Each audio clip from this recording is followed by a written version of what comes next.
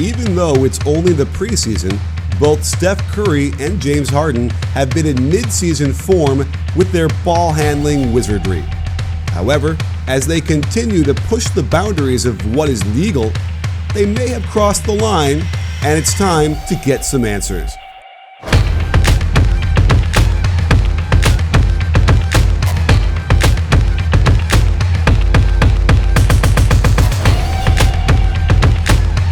Let's turn to Ronnie Nunn, who was an NBA referee for 19 years, head of officials for 5 more, and director of development for another 3, and is our go-to expert each season to interpret and explain the rules of the game. Ronnie, thank you so much for coming on the show today. I really appreciate you helping us break some stuff down. We're kind of in mid-season form with the pushing of the boundaries of the ball handling. So what do you say? Let's break into this and check out what's going on with Harden and Curry. Let's do it.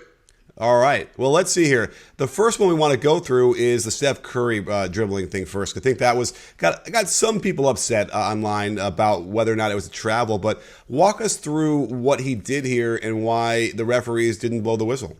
Well, one of the great things about faking people is, first and foremost, when he brings the ball to a certain rest, we want to make sure that the palm is not under the ball.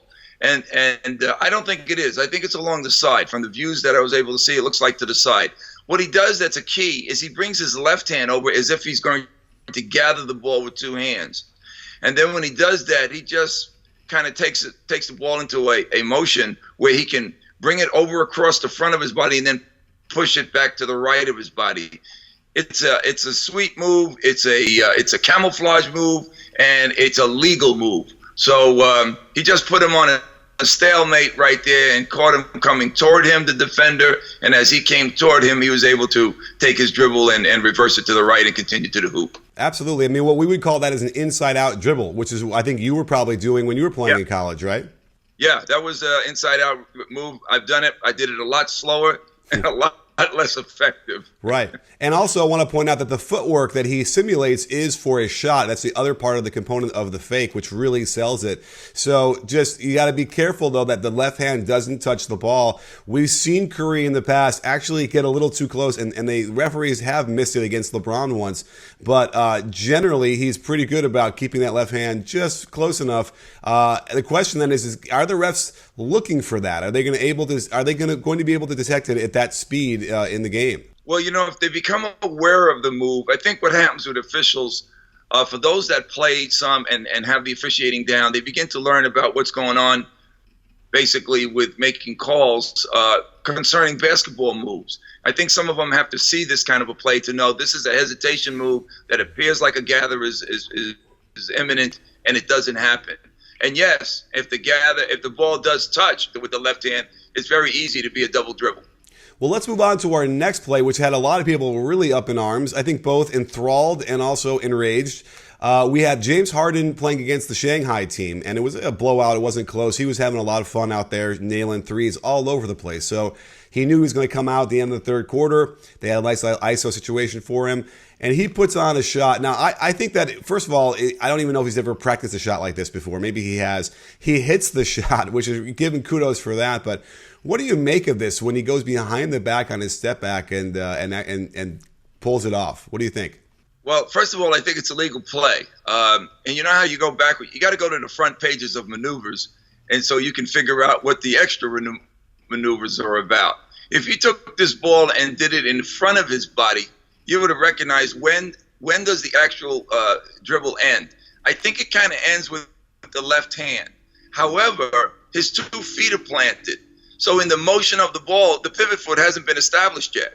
So as a motion play, he goes to his right, and then you can see the other hand get it. And also that motion to the right establishes his right foot, and that's the one he launches off for the gather step and then the 1-2 into the shot. So if you just take it in the front, it's easy to see it than when you see him reverse it in the back. The phenomenal thing, what he did was put it through his legs, go through his back in the same manner, where the ball is almost touching at the same time as he motions himself to the right. It's a legal play. It's a creative play. And by the way, going to the back on a dribble through the legs is a phenomenal play. Yeah. Now, I think if you watch it frame by frame, we can see that they actually, when he goes behind his back, the ball doesn't actually touch both of his hands at the same time. So I guess by definition, yeah, that dribble hasn't quite ended yet. In theory, he could have dribbled it behind his back and bounced it. That would have been really easily seen as legal. So you have to go watch, guys, our first breakdown we did of James Harden's step back for even more information about when he does it with the ball in front. And we'll get you'll be able to see that the key here is that, yeah, the dribble hasn't ended until just before the 1-2.